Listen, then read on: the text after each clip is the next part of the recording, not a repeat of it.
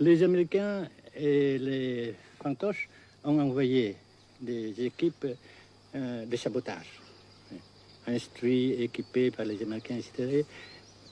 Et nous les avons pris. Peut-être vous avez entendu parler, n'est-ce pas, des procès. Oui.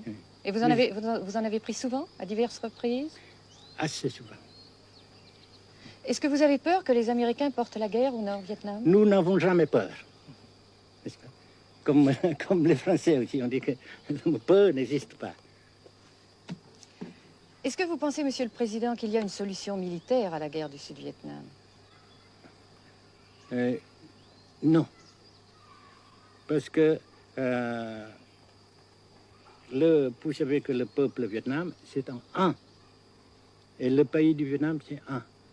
Les Américains ont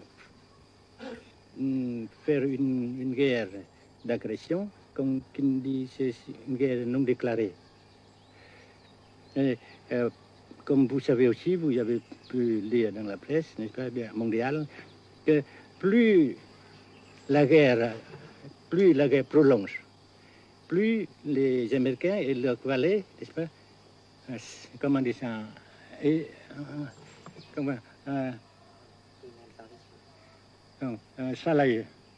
s'enliser, et plus ils supportent des échecs, comme vous savez récemment, n'est-ce pas?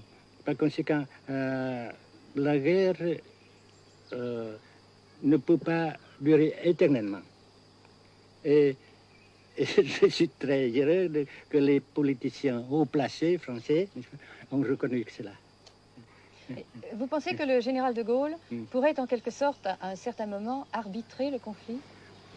Arbitrer, qu'est-ce que vous comprenez par le mot arbitraire? Nous ne sommes pas des équipes de football. Mais au-delà des accords de Genève, si je ne me trompe, une idée du général de Gaulle est la neutralisation de tout le sud-est asiatique. Est-ce que c'est une idée qui vous semble intéressante? Comme j'ai déjà dit quelquefois, c'est une idée intéressante. Mais ça dépend encore de la volonté de ces peuples et la manière comment on procède à réaliser. C'est une grande question, n'est-ce pas? Et je ne peux pas dire que je suis d'accord.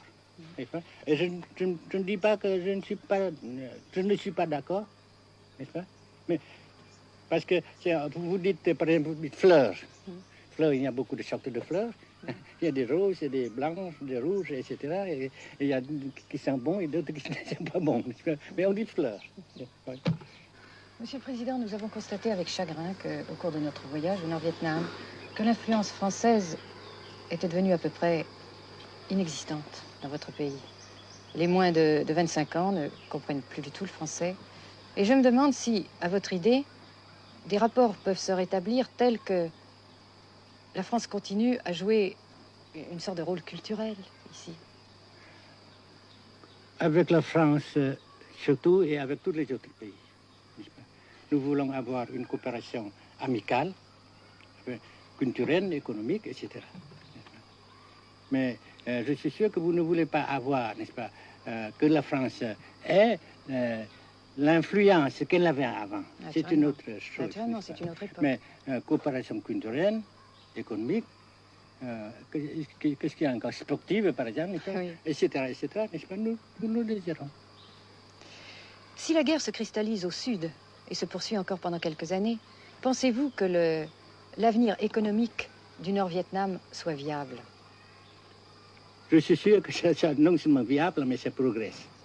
Parce que vous avez vu vous-même, vous avez constaté vous-même qu'ici, nous travaillons beaucoup, notre peuple travaille beaucoup, avec abnégation, n'est-ce pas, et avec dévouement, avec enthousiasme. Et d'un côté, nous travaillons pour, comment dirais-je, principalement, n'est-ce pas, de nos propres forces, de nos propres... Et aussi, nous avons, n'est-ce pas, l'aide fraternelle des pays socialistes, n'est-ce pas? Alors, nous, jusqu'ici et après cela, n'est-ce pas, nous avons déjà réalisé des progrès. Pas très grand comme nous voulons, mais nous avons réalisé des progrès. Et dans l'avenir, nous progressons de même. Mais vous mentionnez là l'aide des pays socialistes. Est-ce que cette aide ne s'est pas trouvée légèrement compromise à la suite du conflit idéologique entre la Russie et la Chine? Non, parce que ces questions, n'est-ce pas, différences idéologiques entre nos différents partis frères, c'est nos affaires intérieures. Ça passera. Et l'unité, ça se fera. Mais l'aide fraternelle continue et continuera. Et c'est très précieux pour nous. Bien sûr. Mais certains ont l'impression chez nous, Monsieur le Président, que le Nord-Vietnam se trouve actuellement assez isolé, asphyxié même, et que politiquement, il pourra difficilement éviter de devenir une sorte de satellite de la Chine. Qu'est-ce qu'on peut répondre à cela? Jamais.